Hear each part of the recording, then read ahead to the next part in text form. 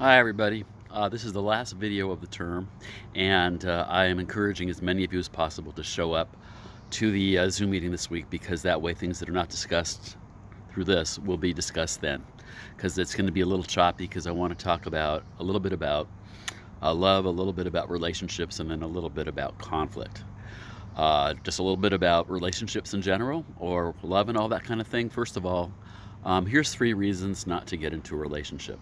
Number 1, you feel incomplete or broken. Okay, not a good idea. Not a good idea. You do not get into a relationship for somebody to fix you or put you back together.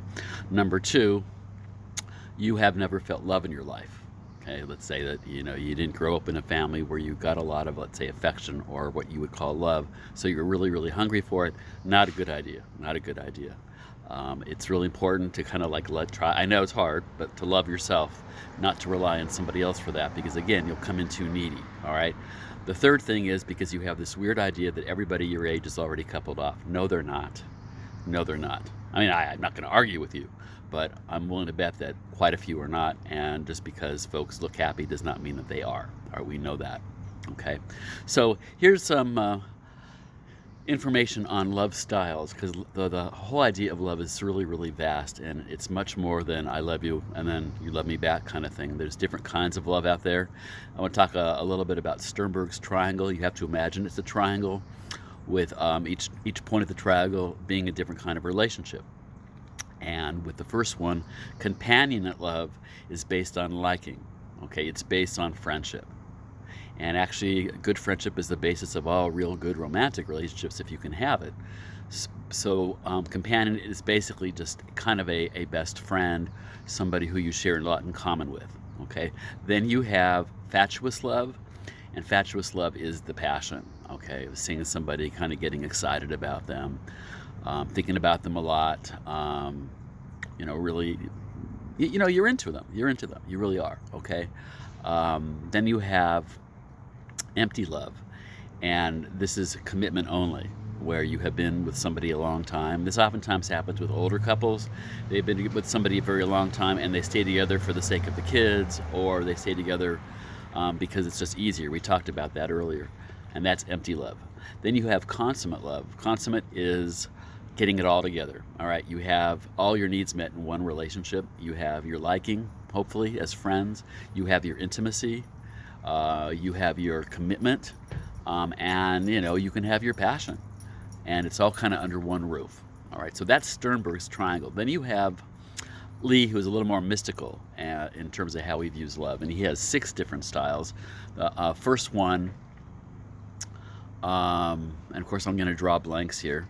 The first one is Eros, and this has to do with physical attraction. Okay, being very much attracted to somebody, and kind of it's very erotic. You call it erotic love.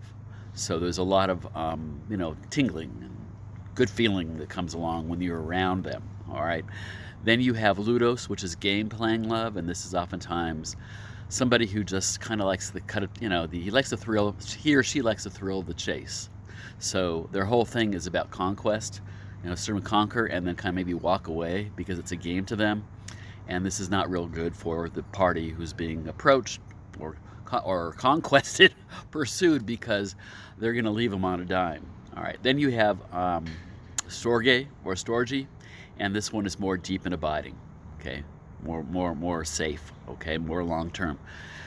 Another one here is a mania or manic love, which basically means somebody who is really, really into you and cannot let go, kind of is obsessed. Okay, it's obsessive love, but not in a good way. Not falling in love, but being obsessed with somebody. Okay, then you have pragma, which is practical love, which views love more logically, and is the reason we have so many dating websites out there, because I'm this, I enjoy this, I enjoy this, and you enjoy that, and you enjoy that. So obviously it has to be a good match. Not always. It operates on a logical side, but not on a very, it doesn't take into account chemistry. Then you have agape, which is more spiritual.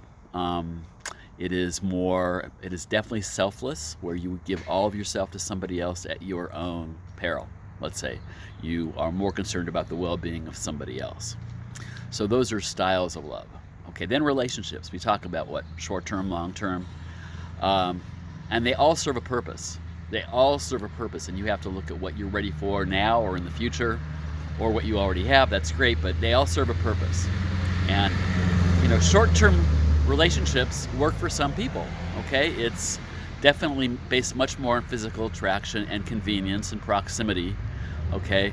But that may be the best they want because they don't want anything serious, or they have been involved in serious, and they are, you know, not wanting anything where they are tied down right now. So what their needs are going to be much more limiting in terms of what they're looking for. Long term is a different story. Obviously you're looking for more. You want something more serious. This is where commitment comes in. The good kind of commitment, and of course not everybody likes commitment, which is why they kind of fall back into the short-term thingy. It's also about commonalities. I mean, having commonalities in terms of your beliefs and your morals, okay? And I wouldn't say common goals by any means, but compatible goals, okay? And is this somebody that I could cohabitate with? All right. Looked it on a sec.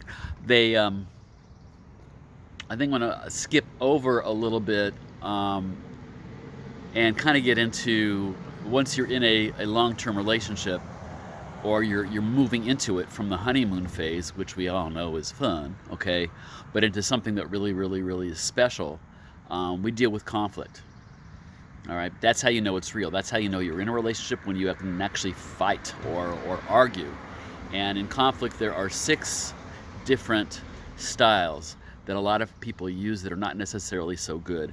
The first of these is the accommodator, and if that's your style, you tend to give in really fast. You don't want to rock the boat, so you give in really fast and your own needs are not necessarily expressed. The dominator is a controller.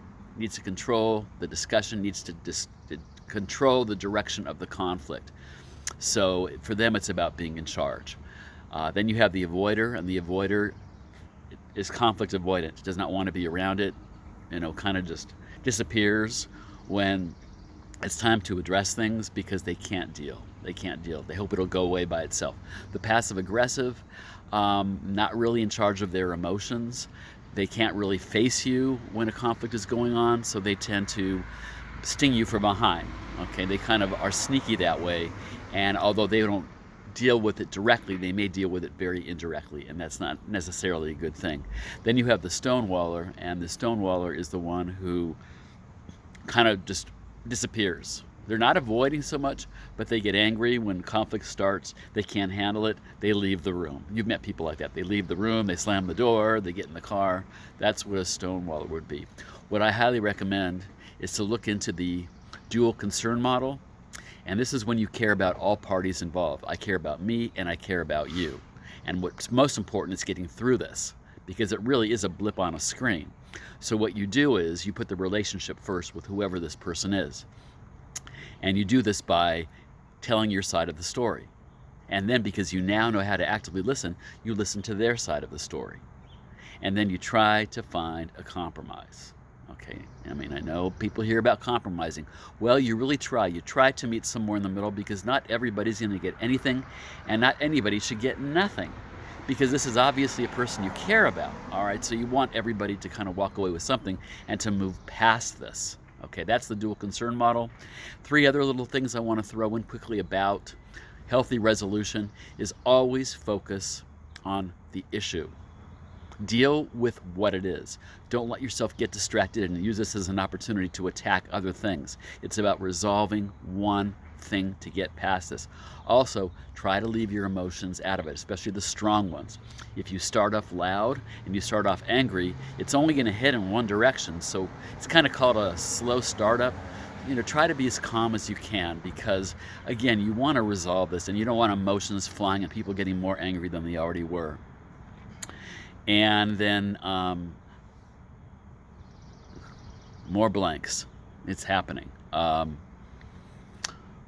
The last thing you kind of want to do is to avoid the downward spiral. And what I mean is, sometimes in conflict we can be nasty, all right? But when you get nasty, it's more than likely the other person's going to get nasty too. And before you know it, you're sinking fast, Okay, once you started bringing up other things, or you started name calling or blaming, things like that are not good for a conflict, because what they do is they stir up emotions and they make folks defensive. You don't want folks to be defensive. You do not want them to be defensive. So you want to try to keep that kind of childish behavior. I know a lot of us saw that in school. You know, that's how we dealt with conflict maybe when we were kids. It's not appropriate now. It only makes it spiral out of control. When we meet, I'll talk a little bit about eye language. So I'm not going to do that today. I'm going to encourage you to get familiar with the notes, because I have more on there than I'm going to talk about. And then when we meet, let me know what I missed, and I'll kind of fill in the blanks. Okay? Alrighty, take care.